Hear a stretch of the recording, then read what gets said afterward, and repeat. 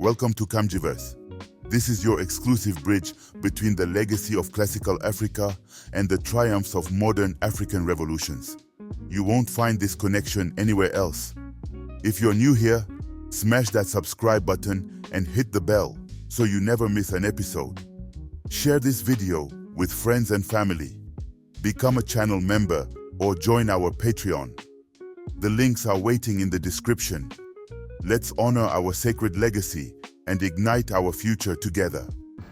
Potential international buyers are keeping mum on a possible deal to buy Shell's downstream assets in South Africa. The country's Central Energy Fund has confirmed it's thrown its name in the hat as a possible bidder. We have indicated to Shell, by the way, that we do have an interest, but of course they do have a process that they run, in terms of who is going to ultimately be the winning buyer. So we have initially participated in the process, and we do have an interest in really playing a big part in the downstream business. But how it pans out ultimately, we have to wait and see. The oil giant pulled the plug on its South African operation after 60 years as it focuses on higher returns elsewhere. It has been looking to offload $1 billion assets, which include almost 600 fuel stations and transport businesses, which could also entice local enterprises. I believe that there is a distinct opportunity for small and medium-sized groups in South Africa itself. It presents an opportunity, and you're talking about empowerment.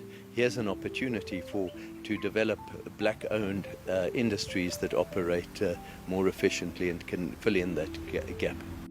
Refining capacity also took a knock when Shell shut down South Africa's biggest refinery in 2022. SAPREF was jointly run with BP and eventually sold to the Central Energy Fund for a few US cents. We really have big plans for that refinery.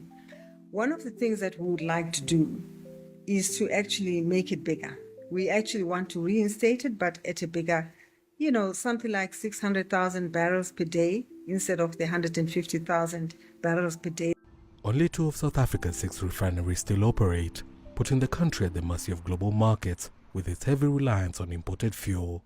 In 2010, 80% of our product actually came from South Africa because we refined and we got our finished products from our refineries. But if you look at it now, we actually have a very big deficit in that we import about 80% of the product. You have to have a lot of expertise to operate refining ventures in South Africa, and that's been one of the tragedies and one of the areas of decline in South Africa's industrial framework over the last decade.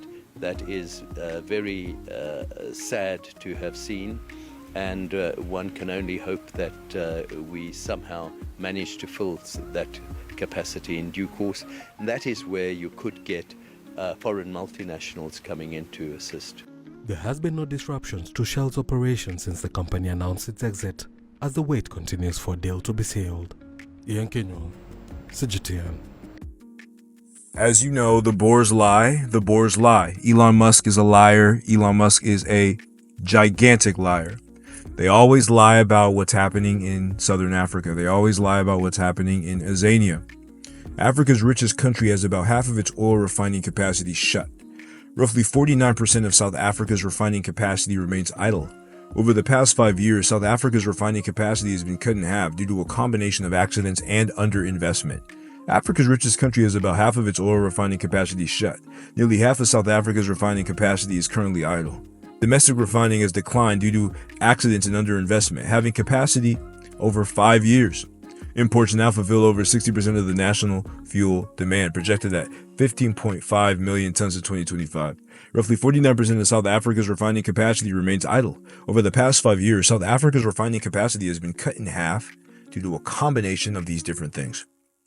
Right? So it needs over 60% of its fuel demand met by imports.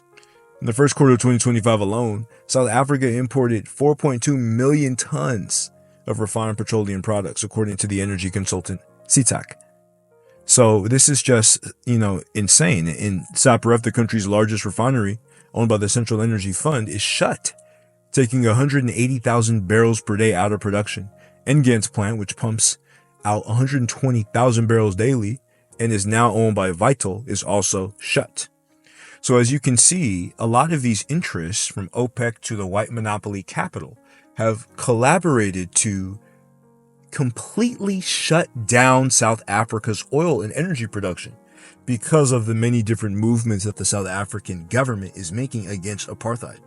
Again, when you begin to challenge the authorities on the land, when you begin to challenge the powers that be, when you try to give more access and more opportunities to the average man and woman, the power, those who are the owners of industry, come after you.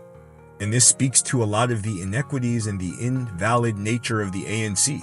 The fact that many of the claims of the EFF and even the BLF have been valid in the sense that the government does not have any intention to help black men and women, the black men and women on the ground. Absolutely no intention. And it's important that we understand this. It's important that, South Africans understand their history, their roots, the Mnguni narrative roots in classical Africa, from the Ngala and the Galanjam, populations, the Chiaka populations, right? According to Dr. Mubabingi Bilolo. These different entities who part of a multi-directional, multi-generational dynamic of population movements established themselves from the Happy River Basin, originating in the Great Lakes into the region of Southern Africa or Azania. Because a lot of the different problems that are being had with respect to development are due to a lack of working models.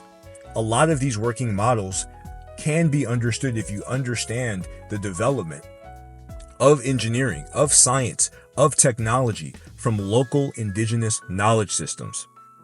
It was just found out that many of the Oakhurst populations, these ancient pristine populations, have descendants still within modern Southern Africa. And we can also observe the EM293, descendant of EV1515, subclade of EM35 or E1B1B. You see that Northeast African pastoral related lineage within Southern Africa, validating many of the Mnguni narratives. If South Africans understand, if the Zulu people, the Shona people, all the people in Southern Africa, the Tswana people, the Koena people, if they all understand that you are rooted in the same cultural pool that produced the pharaohs, then a lot of the Western propaganda, the idea that local black business owners cannot control the land in South Africa, will go away. You will begin to create policies where foreigners do not have the first right to own land in Africa. That's always been the most important issue. And South Africans, within the instrument of the government, will be able to say that in a black country, black people are the primary ones who should own the land and the resources. This story proves it. There's no reason that the energy production in South Africa should be shut down. But again, without using the Mbongi, as the great scholar Foucault said, without using our own indigenous systems, by using these foreign Western systems, we can't complain when we don't have success. And that's all I got for this, and I'll catch you on the next one. Peace. Join the Comgiverse Patreon for exclusive content, behind-the-scenes access, and special perks. Support the channel and connect with a community of revolutionary intellectuals and scholars. Click the link in the description to join now.